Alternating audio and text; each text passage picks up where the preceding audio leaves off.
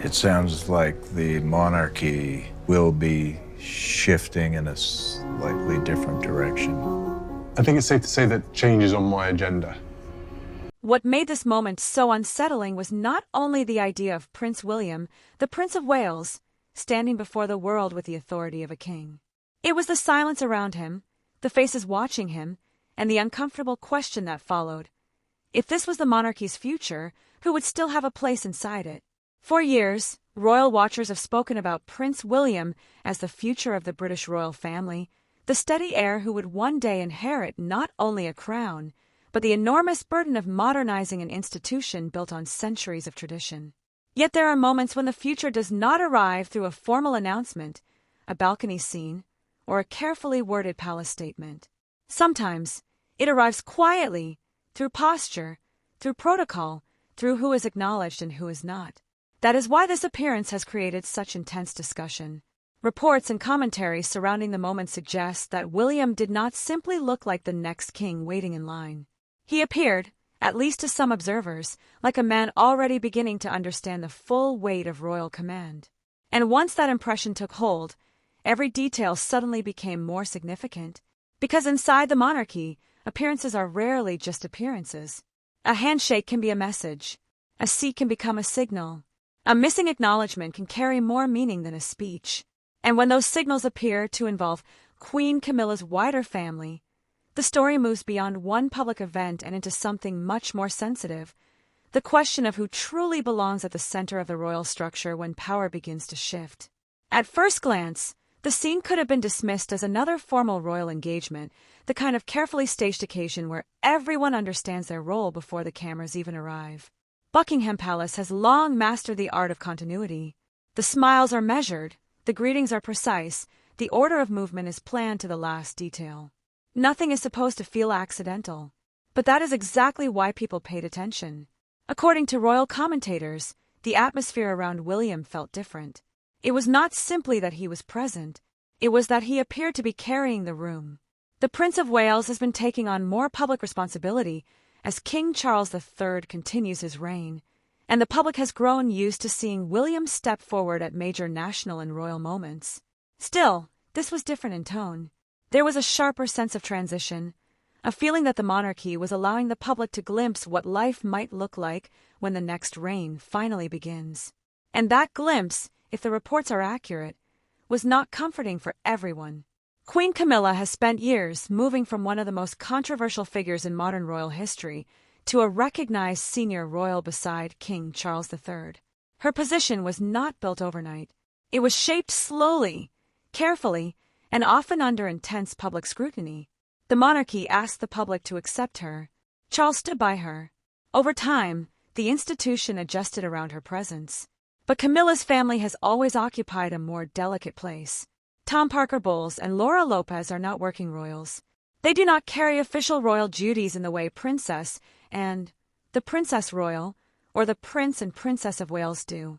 Their connection to the royal world comes through their mother, through proximity, through family access rather than constitutional role.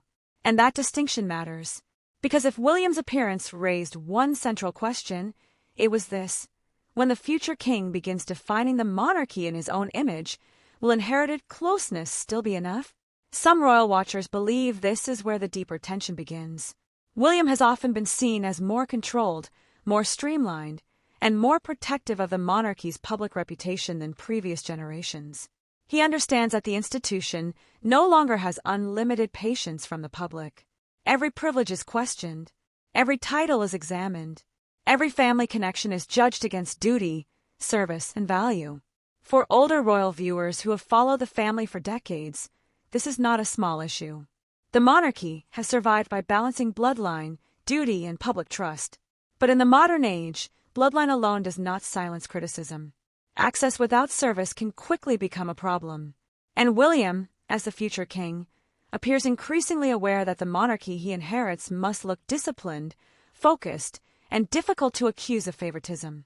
That is why the reported reaction from Camilla's side of the family has become such a powerful talking point. If they were genuinely left uncertain, uncomfortable, or surprised by the way William handled the occasion, then the meaning goes beyond personal embarrassment.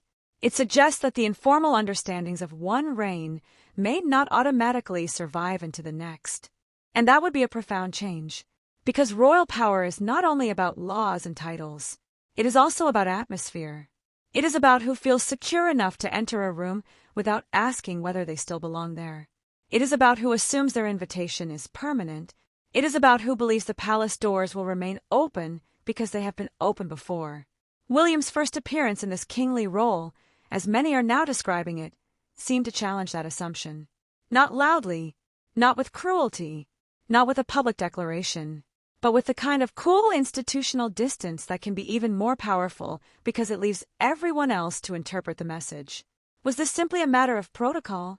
Was it an overread by observers eager to find drama in every royal gesture? Or was it the first visible sign that the Prince of Wales intends to draw a firmer line between private family connection and official royal position? That is the question making this story so compelling. Catherine, Princess of Wales, also stands quietly but importantly in the background of this discussion. Catherine has built her own public image around steadiness, discipline, family values, and a careful understanding of royal duty.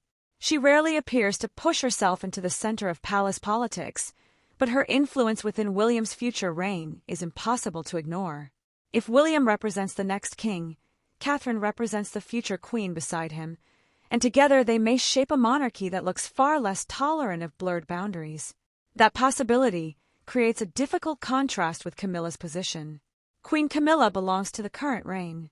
Catherine belongs to the next. One symbolizes the long road of acceptance after years of controversy. The other symbolizes the polished future the monarchy wants to present to a public that expects restraint, clarity, and service. And somewhere between those two images, Camilla's wider family may find themselves standing on uncertain ground. The emotional weight of this moment comes from that uncertainty. It is not only about who was greeted, who was seated, or who appeared comfortable in the room. It is about what happens when a royal family begins to prepare for life after the current monarch. It is about whether loyalty to one generation guarantees protection under the next. It is about whether the monarchy, under William, will become smaller not just in public duties, but in private access as well. For Camilla, that question carries personal meaning. For William, it carries institutional meaning. And for the public, it opens a much larger conversation about what kind of king he may eventually become. Because if this appearance truly offered the world its first glimpse of William operating with kingly authority, then the real shock was not simply how composed he looked. The real shock was how quickly the atmosphere around others seemed to change. And once that shift became visible, the story could no longer be treated as one uncomfortable royal moment. It began to look like the opening move in a much larger transformation, one that may reveal exactly who rises, who fades, and who discovers that the future monarchy will not protect every arrangement from the past. What made the moment feel larger than one appearance was the way it seemed to expose a question the palace has often avoided saying out loud. When the monarchy enters its next chapter, will it continue protecting every relationship built around the current reign, or will it begin cutting away anything that does not serve the institution directly? That is where the story becomes more serious, because the issue is not simply whether Camilla's family felt uncomfortable, or whether one event appeared colder than expected. The deeper issue is what their position represents. For years, the monarchy has survived by carefully managing not only official royals, but also the people who stand close enough to the crown to benefit from its glow. Some are born into that world. Some marry into it. Others remain near it through family ties, private friendships, or long-standing access that slowly begins to feel almost permanent. But William's future monarchy may not have room for that kind of softness. According to some royal commentators, the Prince of Wales has become increasingly aware that the public mood around royal privilege has changed. Viewers who once accepted palace tradition without question now look more closely at who receives attention, who appears at important moments, and who seems to enjoy royal connection without royal duty. This does not mean every private family member is suddenly being pushed aside. But it does suggest that the next reign may be much more careful about the difference between affection and function. And that distinction could affect far more than Camilla's children. Inside royal circles, proximity has always mattered. Being seen near the monarch can create influence even without a title. Being invited repeatedly can suggest importance even without a formal role. Being photographed at the right occasions can quietly build a public identity that feels attached to the royal household. Over time, these things can become powerful, not because they are written into law, but because people begin to behave as if they are understood. That is why the reported tension surrounding Tom Parker Bowles and Laura Lopez has drawn such attention. If their access appeared less secure under William's emerging authority, then observers were not only watching a family discomfort, they were watching a possible correction of palace boundaries. And if that interpretation is right, the message may have been aimed not only at them, but at anyone who assumed personal closeness would automatically survive a change in reign. Still, there is another side to the story.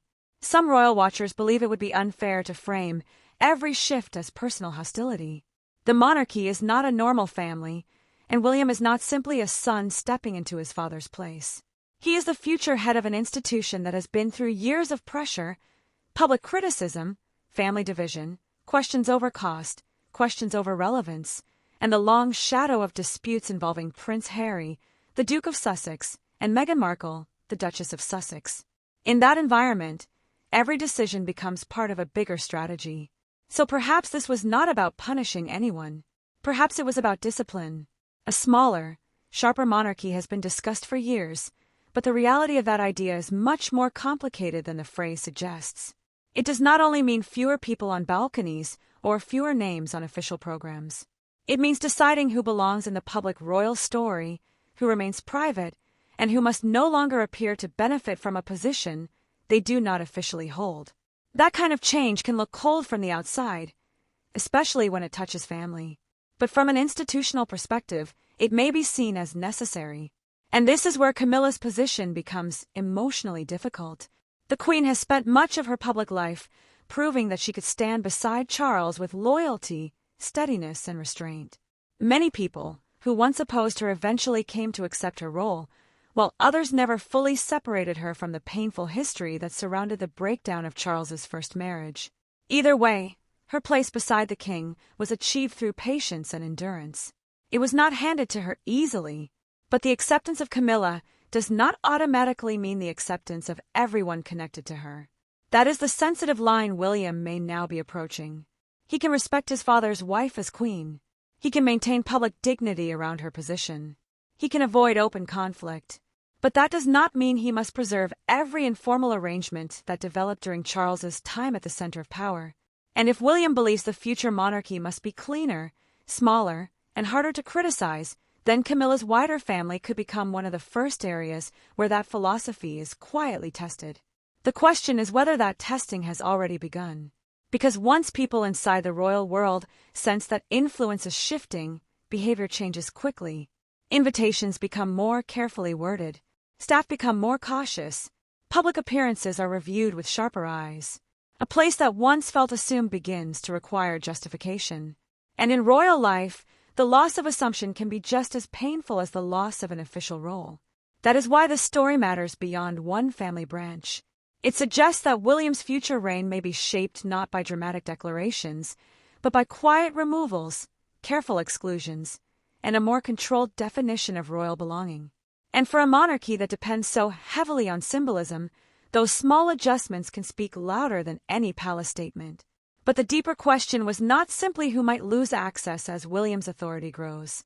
It was who, quietly and strategically, might be helping shape those new rules behind the scenes.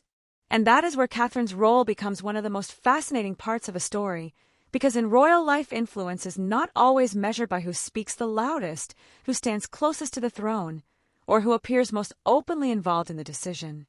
Sometimes influence is quieter than that. It is measured by who is trusted, who is listened to, and who understands that the future of the monarchy is often shaped long before the public sees the result. For years, Catherine has presented herself as calm, careful, and deeply disciplined. She has rarely appeared interested in palace drama, and that restraint has become one of her strongest public assets. But restraint should never be mistaken for weakness. The Princess of Wales has spent more than a decade learning the rhythm of royal life, watching how the institution protects itself, watching how public opinion moves, and watching how quickly sympathy can turn into criticism when the family appears careless with privilege. That is why some royal watchers believe her influence may be far more important than it first appears. If William is preparing for a reign defined by clarity and control, Catherine may represent the emotional discipline behind that vision. She understands the value of image, but she also understands the danger of confusion. In the modern monarchy, the public wants to know who is serving, who is representing the crown, and who is simply benefiting from being close to it. That may sound like a small distinction, but behind palace walls, it could become one of the most important dividing lines of the next reign. And this is where the situation moves beyond Camilla's family alone, because Catherine's own journey into the royal family was not built on entitlement. She was not born into the institution. She had to earn public trust slowly, under pressure, through years of scrutiny, criticism, comparison, and expectation. Every outfit was examined. Every appearance was judged. Every silence was interpreted. Over time, she became one of the monarchy's most trusted figures, not because she demanded a place, but because she learned how to hold one. That history may shape how she views the people standing near the royal structure without carrying the same burden of duty. According to some commentators, Catherine's approach to royal life appears to be built around boundaries. Family matters, but public service matters more. Private affection may exist, but public position must be justified. The monarchy can be warm, but it cannot afford to look loose. It can be human, but it cannot appear careless. And if those values are becoming central to William's future reign, then Catherine's influence is not simply personal. It is strategic, but was this really about Catherine guiding William, or was it about the institution itself finally moving in the direction both of them already believed was necessary? That is the question that makes this chapter so layered, because the British royal family has been under pressure from more than one direction. The public has watched tension with Harry and Meghan unfold across interviews, documentaries, books, and headlines. The monarchy has faced renewed questions about relevance, cost, transparency, and generational change. At the same time, King Charles has tried to balance continuity with reform, preserving the dignity of the crown while also acknowledging that the institution cannot look exactly as it once did. William and Catherine appear to understand that their future depends on a different kind of discipline. They cannot control every headline, but they can control the shape of the royal household they eventually lead. They cannot erase the past, but they can decide which parts of the past are allowed to travel into the future. And that is where the reported tension around Camilla's circle becomes symbolically powerful. It may not be personal in the simple way people imagine. It may be something colder, more institutional, and perhaps more difficult to challenge. If a royal figure is officially working, publicly accountable, and visibly serving, their place is easier to defend. Princess, and is a clear example of that old-fashioned royal duty, direct, consistent, and rarely theatrical. The king's sister has earned respect through decades of work, not through spectacle. That kind of service fits neatly into a streamlined monarchy because the public can understand its purpose. But informal access is harder to explain. Private relatives attending certain occasions, appearing near power, or being treated as if they belong inside the wider royal atmosphere may have been accepted in earlier periods. In the next chapter, however, those arrangements may become liabilities. Not because every person involved has done anything wrong, but because the optics have changed. And in monarchy, optics are never minor. They shape trust. They shape headlines. They shape whether the public sees duty or privilege. They shape whether the crown appears disciplined or indulgent. And for William, a future king whose reign will likely be judged by whether he can preserve respect in a skeptical age, even small symbols may carry enormous weight. This is why Catherine's possible role matters so much. She may not need to be seen issuing instructions. She may not need to be publicly named in any shift. Her influence could work through alignment, through shared values, through conversations about what the monarchy should look like when their time comes. And if that is happening, then the public may only see the final gestures, the seating, the distance, the absence, the changed atmosphere, without seeing the careful thinking that came before. For Camilla, that would make the situation even more painful. A direct confrontation can be answered. A clear disagreement can be challenged. But a quiet institutional shift is much harder to fight because no one has to say anything openly. The room simply changes. The invitations change. The tone changes. And eventually, people realize that the old rules no longer apply. That is what gives the story its deeper tension. The reported first appearance of William in this kingly posture may not have been the full event. It may have been the visible edge of a larger realignment, one in which the future king and queen are beginning to define what royal belonging will mean under their watch. And once that possibility enters the conversation, the question becomes far more sensitive.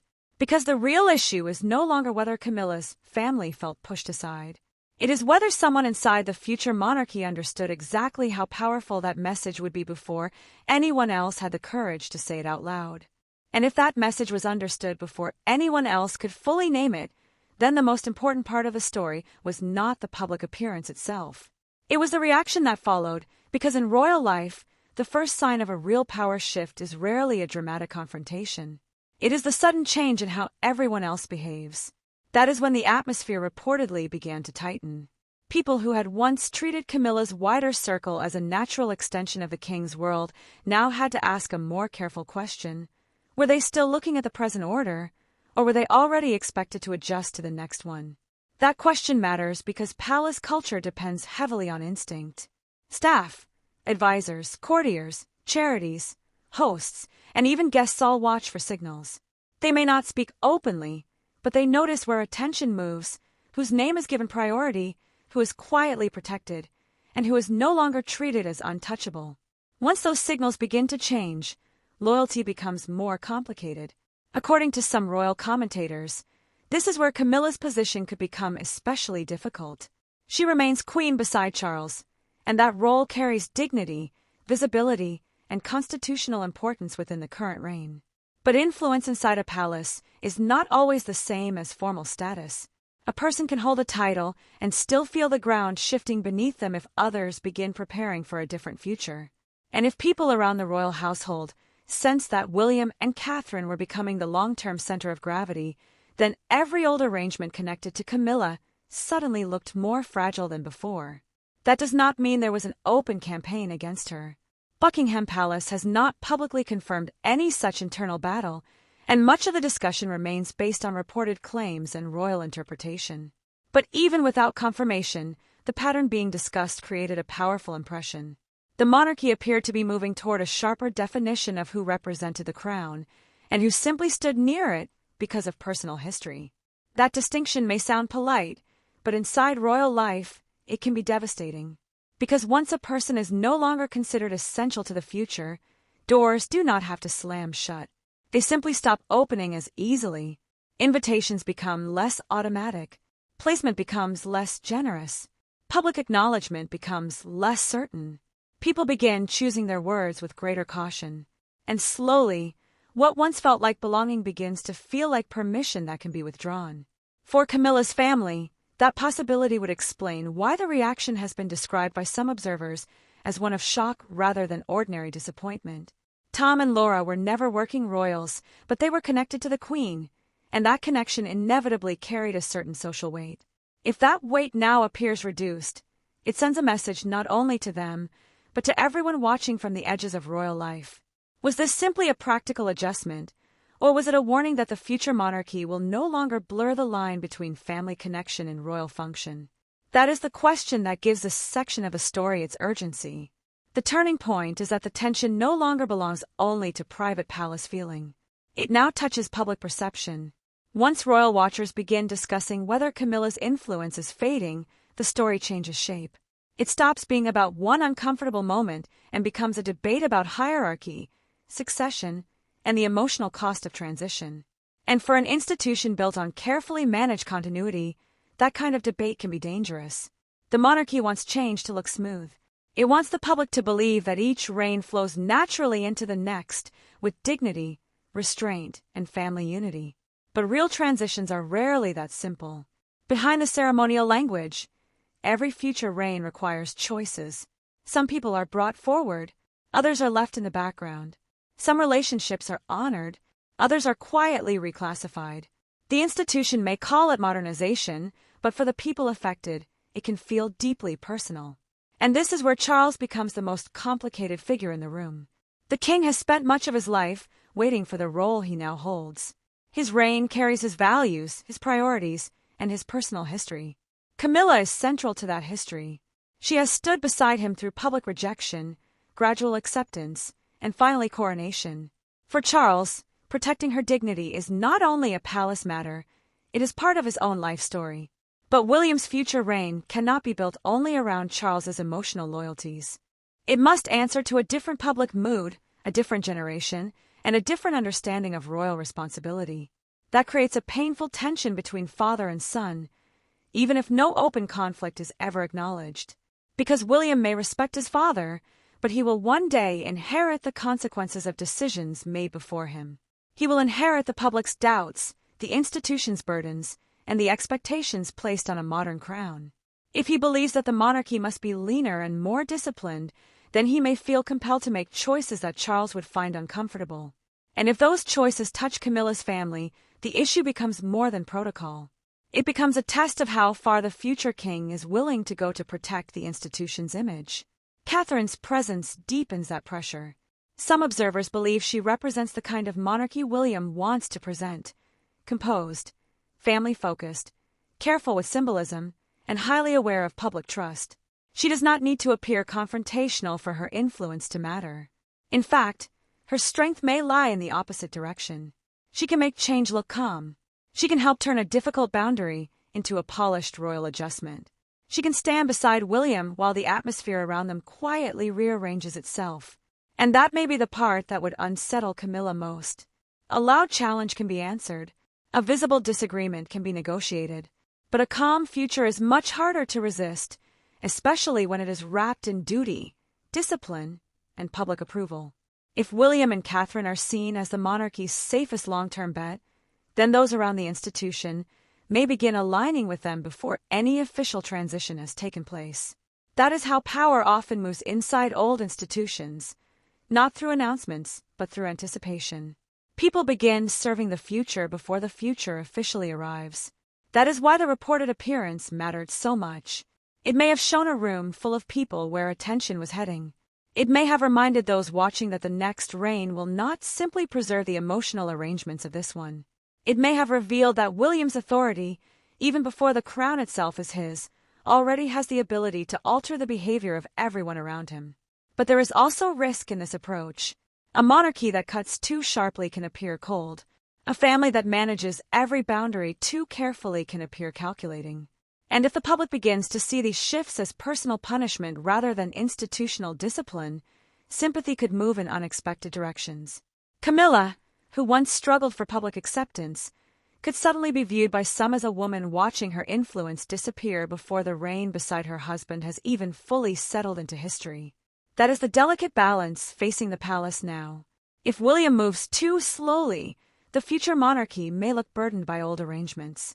If he moves too quickly, it may look ruthless.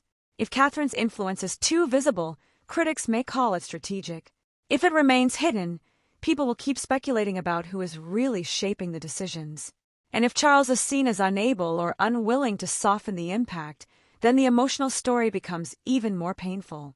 Because the real consequence was not only what happened in that room. It was what that moment appeared to reveal, that the future of the monarchy may already be forming around William and Catherine, while others are only beginning to understand what that means. And to understand the full meaning of that shift, we have to look at the one question still sitting at the center of everything. And the question at the center of everything is not whether one person was offended, or whether one household felt slighted, or even whether royal watchers are reading too much into a carefully managed appearance. The real question is far larger than that. What happens when the monarchy begins preparing emotionally, publicly, and institutionally for a future that has not officially arrived, but is already shaping the behavior of everyone around it? That is what makes this story matter. Not because every reported detail can be treated as confirmed, and not because palace speculation should ever be mistaken for fact. Buckingham Palace has not publicly confirmed the most sensitive claims surrounding this moment. But even as interpretation, the reaction has revealed something important about how people understand the royal family now. The public is no longer only watching ceremonies. They are watching signals. They are watching who appears secure, who appears exposed, and who seems to represent the next chapter of the crown. For William, that creates both opportunity and danger. A future king who appears disciplined, selective, and protective of the institution may reassure viewers who believe the monarchy must become smaller and more focused. But that same discipline can look severe if it seems to come at the emotional expense of family members who once felt protected by the old order. This is the burden of royal leadership in the modern age. Every attempt to strengthen the crown can also create a wound inside the family. And for Catherine, the meaning is equally significant. If observers are right that her influence is becoming more central, then she is not simply standing beside William as a supportive wife. She is becoming part of the architecture of the next reign. Her strength has always been quiet consistency, and that may be exactly why her role is so powerful. She does not need dramatic gestures to shape perception. Her presence alone can suggest stability, restraint, and a future that feels carefully controlled. That is why the contrast with Camilla is so striking. The Queen represents a long and complicated journey into acceptance. Catherine represents the future the monarchy wants the public to trust. One woman's story is tied to endurance through controversy. The other's is tied to preparation, discipline, and the promise of continuity. Neither position is simple. Neither woman exists only as a symbol. But inside the royal imagination, symbols matter, and the symbolism here is impossible to ignore. If Camilla's wider family now finds itself on less certain ground, the emotional meaning is not only personal. It shows how fragile palace access can be when it depends on a particular reign, a particular relationship, or a particular atmosphere. What feels permanent under one monarch may become negotiable under the next. What feels accepted in one royal era may look exposed in another. And what once seemed like family closeness can suddenly be judged through the colder language of duty, optics, and institutional necessity. That may be the future William is moving toward. A monarchy where affection does not automatically create status, where private connection does not guarantee public placement, and where every visible association must be easier to defend. Some viewers will see that as necessary reform. Others may see it as a loss of warmth in a family already accused of being distant and controlled. And perhaps that is exactly the debate the royal family cannot escape. Because monarchy has always depended on two opposing ideas. It must feel human enough for people to care, but distant enough to remain symbolic. It must show family, but not too much family. It must honor loyalty, but not allow loyalty to become entitlement. It must modernize, but not appear to abandon the traditions that give it meaning. Every generation faces that balance, but William and Catherine may face it under more scrutiny than any future king and queen before them. That is why this reported moment, however quietly it began, has taken on such weight. It has become a way of asking what kind of monarchy comes next. Will it be warmer, more open, and more forgiving of family complexity? Or will it be leaner, sharper, and far more careful about who is allowed to stand close to the center of power? There is no easy answer, because both paths carry risk. A monarchy that includes too many informal figures can appear careless with privilege. A monarchy that excludes too firmly can appear cold and unforgiving. A future king who protects the institution too aggressively may win respect, but lose sympathy. A future queen who helps shape a cleaner public image may be admired for discipline, but questioned for strategy. And a current queen who once fought so hard for acceptance may now discover that acceptance does not automatically protect everything around her. So perhaps the true meaning of this story is not that William stunned the world with one appearance. It is that, for a brief moment, people thought they could see the future arriving before it was formally announced. They saw a different atmosphere, a different kind of authority, and a different question forming around the royal household. Who belongs to the monarchy because of duty, and who belongs only because the old world allowed them to? That question will not disappear. Royal observers will now be watching future appearances more closely than ever.